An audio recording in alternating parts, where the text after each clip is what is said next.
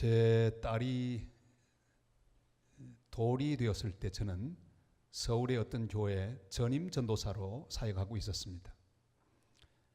어린 딸의 돌잔치를 하기 위해서 우리 담임 목사님을 모셨습니다. 우리 담임 목사님의 이름은 김시원 목사님.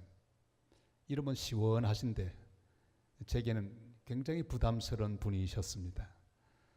그런데 그 김시원 목사님 모시고 예배를 드리는데 제 딸을 가슴에 안고 이렇게 축복해 주셨습니다.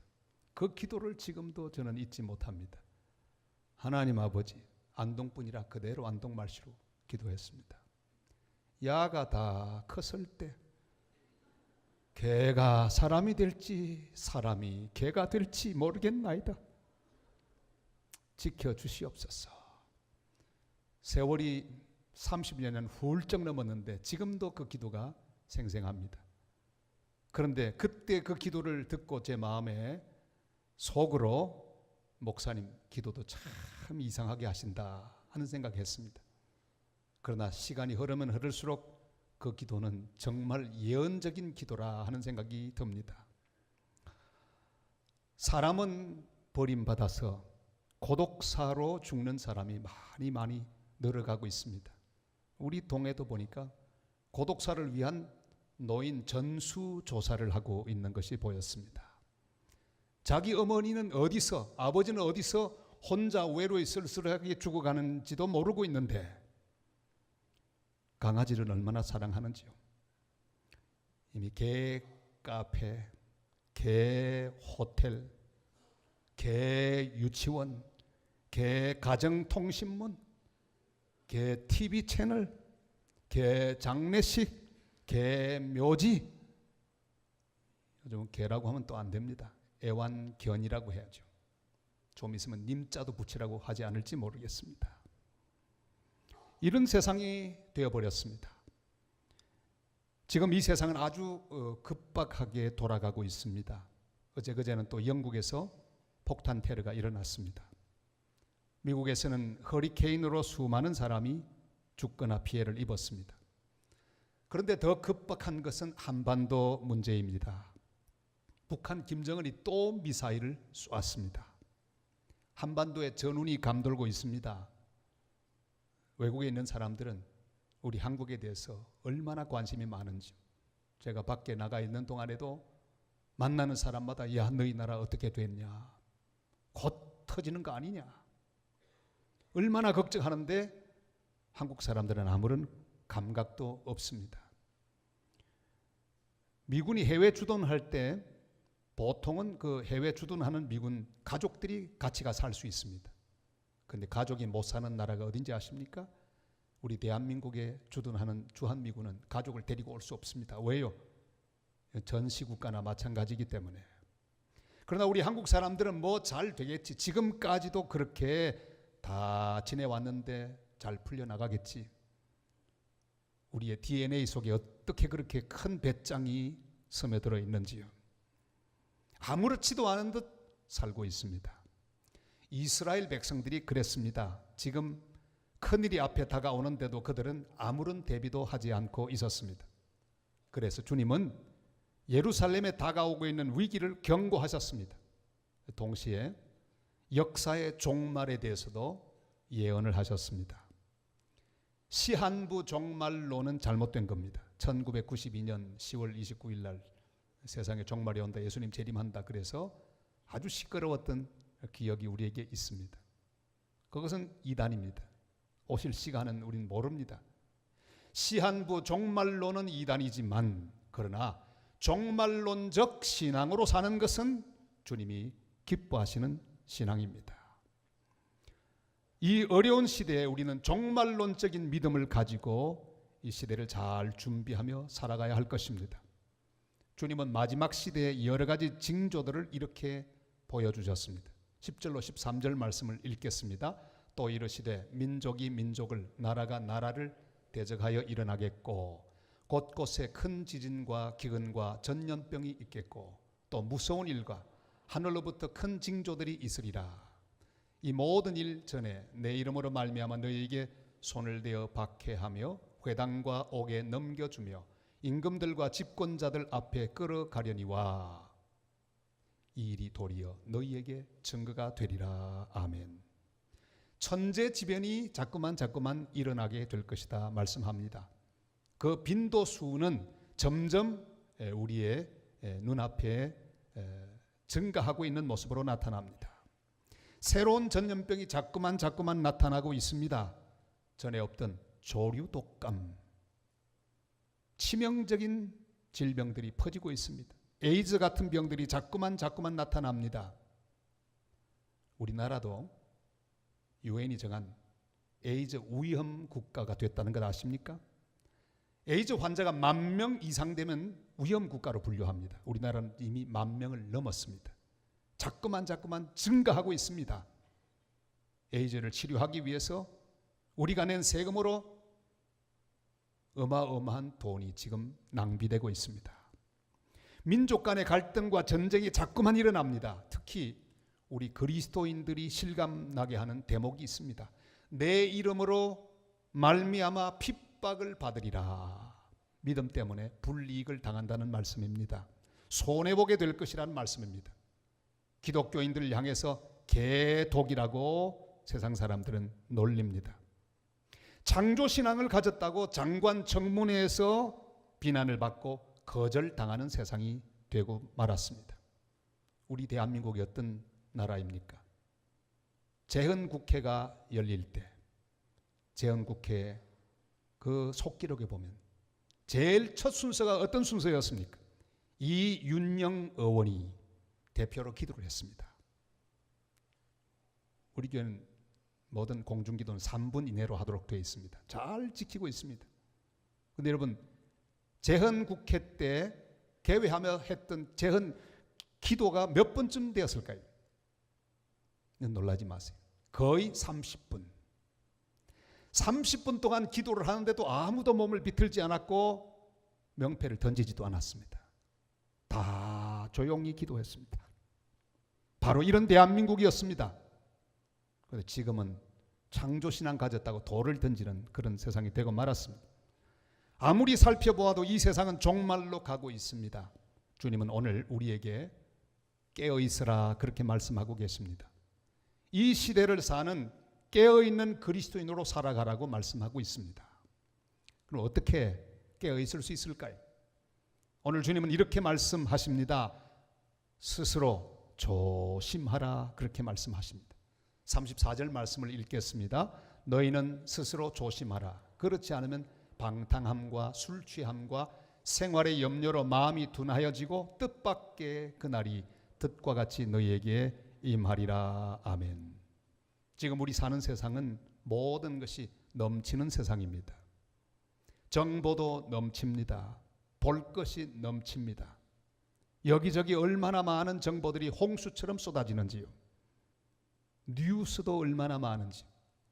심지어 요즘은 가짜 뉴스도 있습니다. 조심하셔야 합니다. 뉴스 가운데 가짜도 있으니까요. 이렇게 넘치고 또 넘칩니다. 먹을 것이 넘칩니다. 놀 거리가 넘칩니다. 그러다 보니 자칫하면 빠지게 되어 있습니다. 적절한 휴식의 차원을 넘어서 방탕에 빠지기 쉬운 구조가 되어 있습니다. 술에 빠지기 쉬운 사회 구조가 되어 있습니다.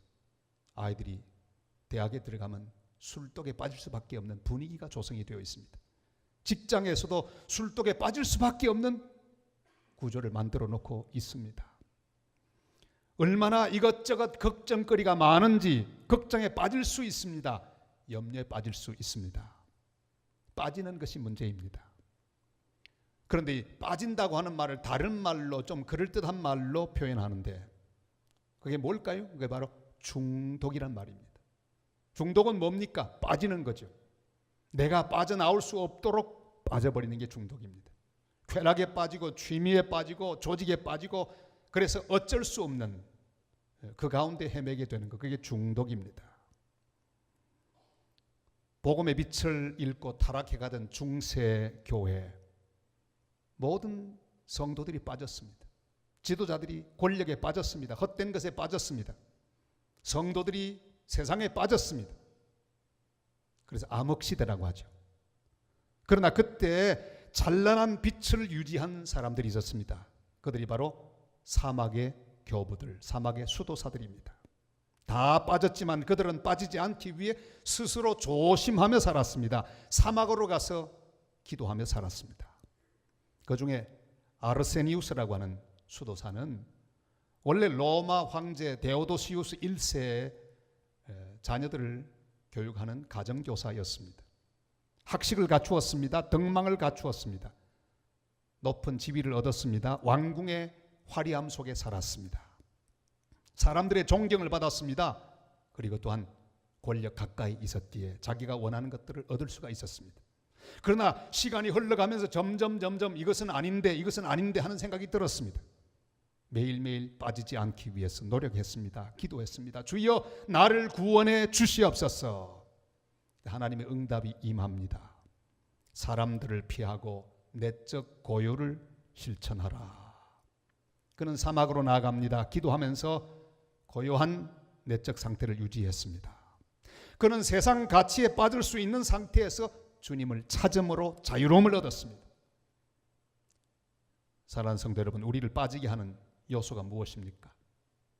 각각 다릅니다. 어떤 사람은 사람에 빠지고, 어떤 사람은 쾌락에 빠지고, 어떤 사람은 교만에 빠지고, 어떤 사람은 쓸데없는 철학에 빠지고 사상에 빠집니다. 그만두었으면, 그렇게 하지 말았으면 하는 마음이 있지만 나도 모르게 자꾸만 빠져들어가는 것은 무엇입니까? 스스로 조심해야 합니다. 빠져들어가는 것을 바라보면서 하나님 앞에 기도하고 거기서 나와야 합니다. 어떤 수도사는 사막에서 기도하면서 모든 걸 다 버렸습니다. 여러분, 아무것도 없이 기도만 하는데 무엇이 자기를 얽어맬까요? 그런데 거기에도 함정은 있습니다. 그렇게 하다 보면요, 나보다 더 기도 많이 하는 사람이 있으면 나와보라고 그래. 나보다 더 경건한 사람이 있으면 나와보라고 해. 자기도 모르게 자기 교만에 빠집니다. 모든 것을 다 버리고 왔지만 마지막 남은 것은 자긍심, 자존심. 하나님 나를 제일 기뻐하신다. 너희들은 타락하고 나는 깨끗하다. 이런 생각들이 위험합니다. 늘 조심합니다. 어떻게 하든지 그런데 빠지지 않기 위해서 노력합니다. 그런데 한 번은 귀신 들린 자가 왔습니다. 기도를 하게 되었습니다. 한참 기도하려고 하니까 속에 있는 귀신이 이렇게 말합니다. 수도사님, 물어볼 게 있습니다. 수도사님은 양입니까? 염소입니까? 그래요. 근데 그 입에서 이렇게 나옵니다. 난 그건 모른다. 그러나 한 가지 아는 거 있으니 나는 염소이다. 나는 염소고 양은 누군지 나는 모른다. 얼마나 겸손한 자세입니까? 그는 빠지지 않았습니다. 자기 의에 빠지지 않았습니다. 그 순간에 그 귀신이 혼비백산 도망했다고 하는 유명한 일화가 전해져 내려옵니다. 지금 내 마음을 사로잡아 오는 것은 무엇입니까? 자꾸만 걱정과 염려에 빠지게 하는 생각은 무엇입니까? 자꾸만 내 마음을 들뜨게 하는 것은 무엇입니까? 그게 무엇이든지 스스로 조심하고 예수님께 나아감으로 덫에서 벗어나고 중독에서 벗어나서 주님과 함께 살아가는 승리하는 그리스도인들 다 되시기를 주님의 이름으로 축원합니다. 빠지지 않기 위해서 깨어있는 비결은 깨어있어 기도하는 것입니다. 주님 말씀합니다. 항상 기도하라. 36절 말씀 다 같이 읽습니다. 이러므로 너희는 장차 올 이 모든 일을 능히 피하고 인자 앞에 서도록 항상 기도하며 깨어있으라 하시니라. 아멘. 다가오는 모든 시련을 잘 견디고 피할 수 있는 비결은 기도밖에는 없습니다. 그랬기에 겟세마네 동산에 십자가를 앞두고 제자들과 함께 그 산을 오르신 예수님은 제자들에게 부탁했습니다. 시험에 들지 않게 깨어있어 기도하라.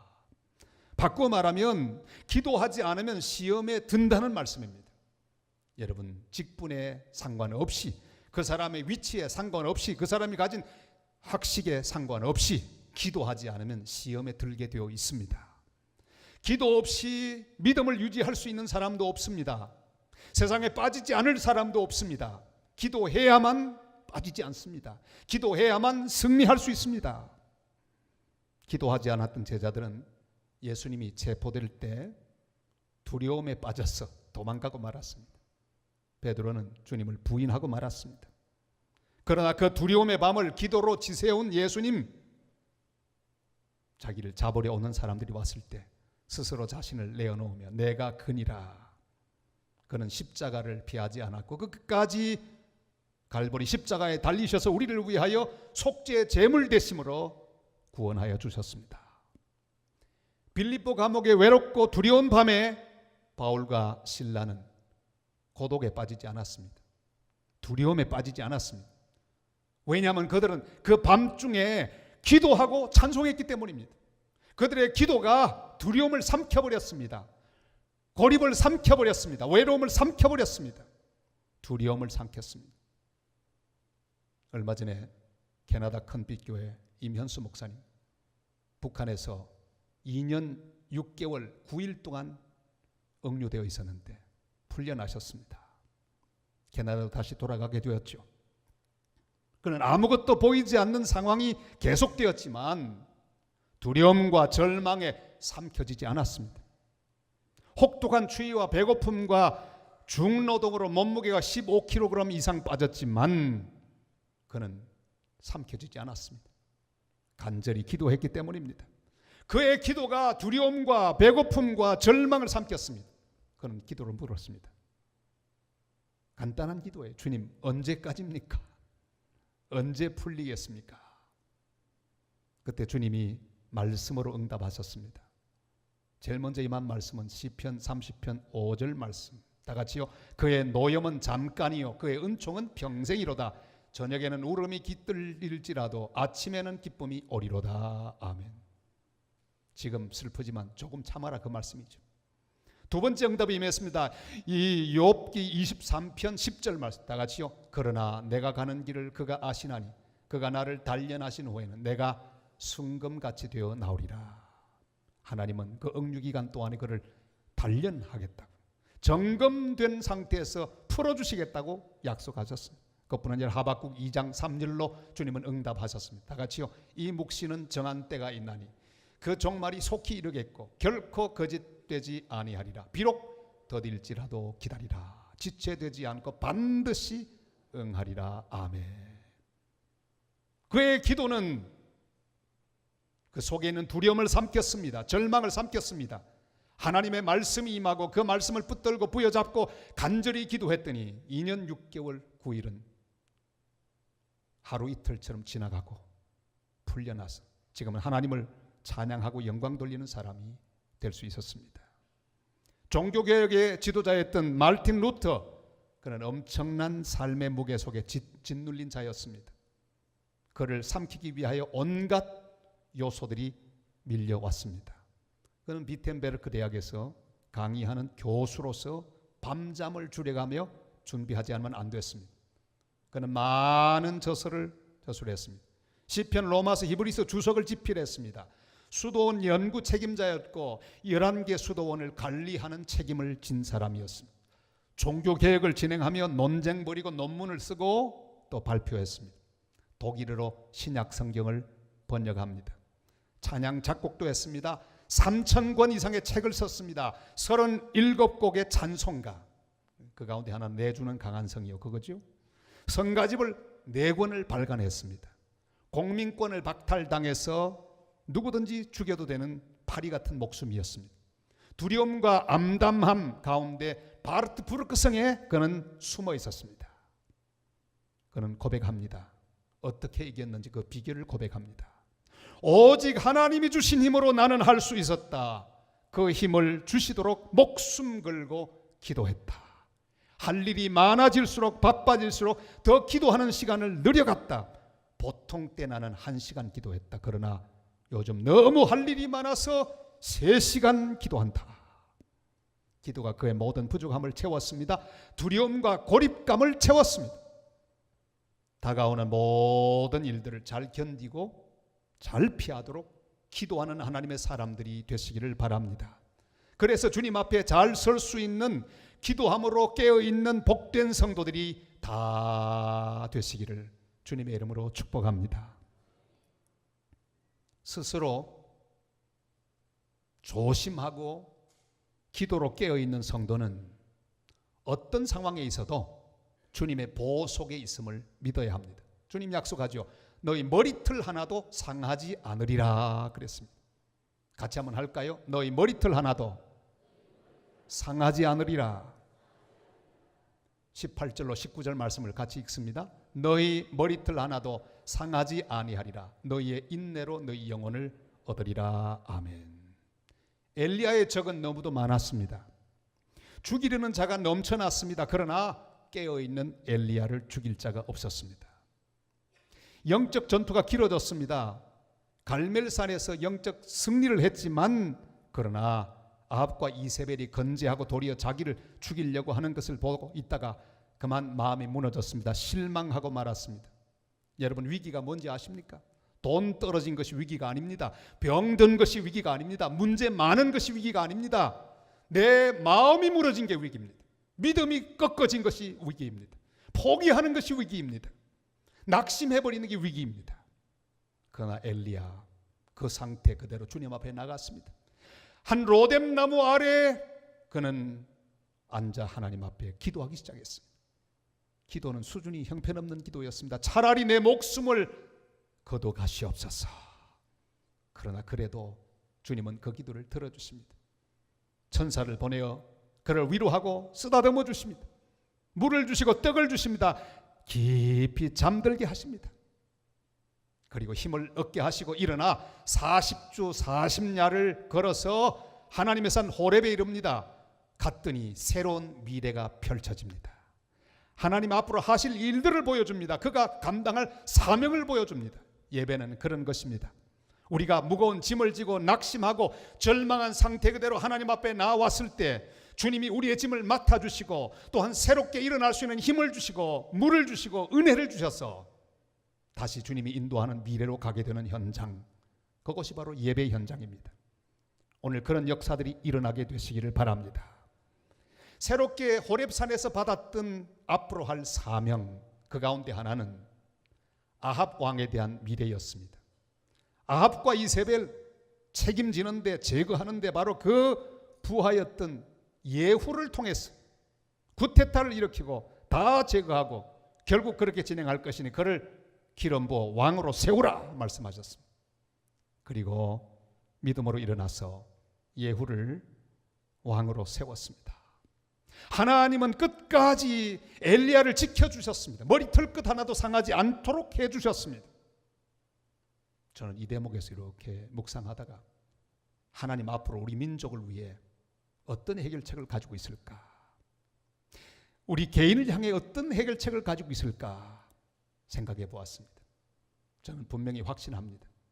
사랑하는 성도 여러분, 우리 인생의 모든 미래는 주님 손에 있는 줄을 믿습니다. 주님께서 풀어주실 것입니다. 신비한 방법으로 내 길을 인도하여 주실 것을 믿으시기를 바랍니다.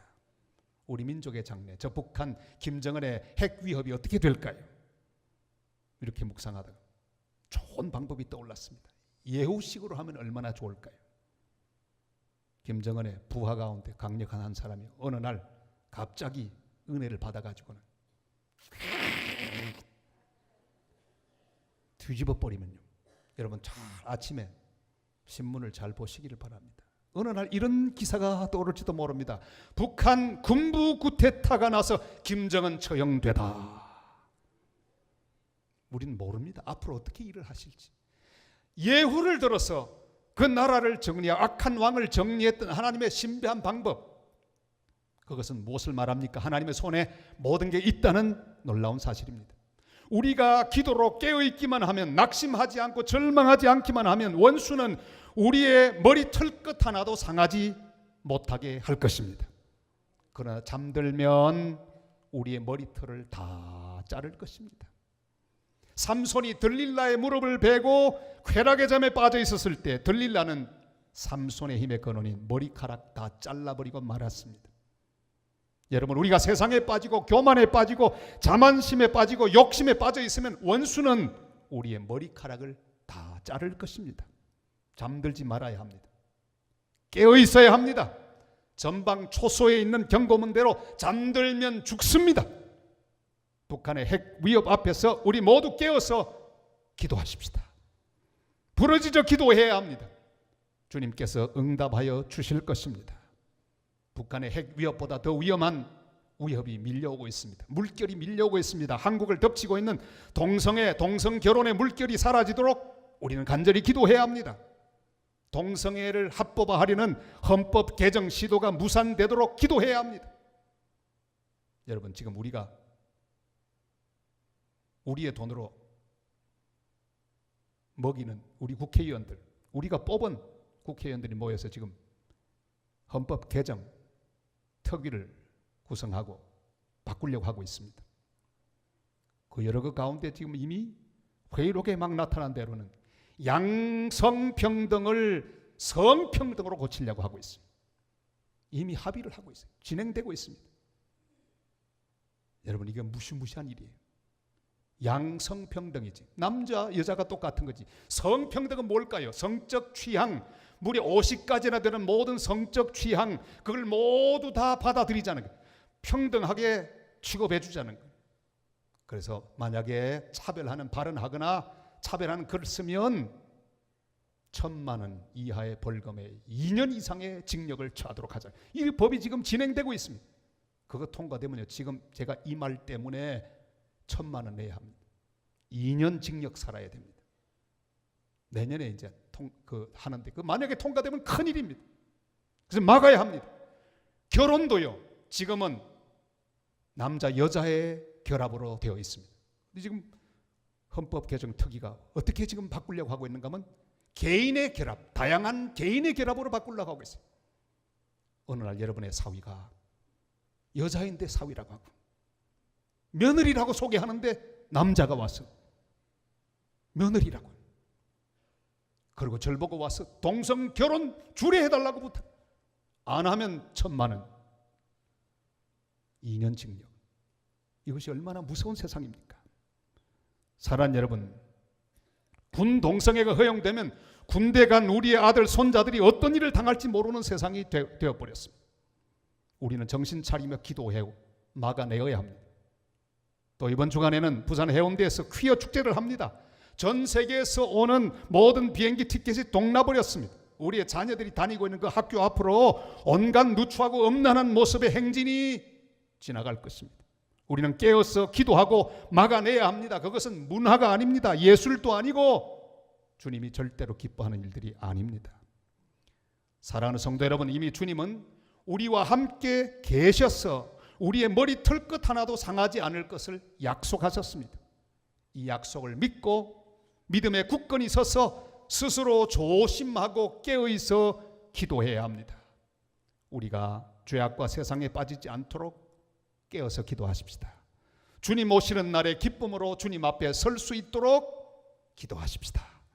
진정한 믿음을 유지하고 주님 앞에 서는 성도와 교회와 우리 사랑하는 대한민국이 되기를 위해 기도하는 복된 성도들 다 되시기를 주님의 이름으로 축원합니다.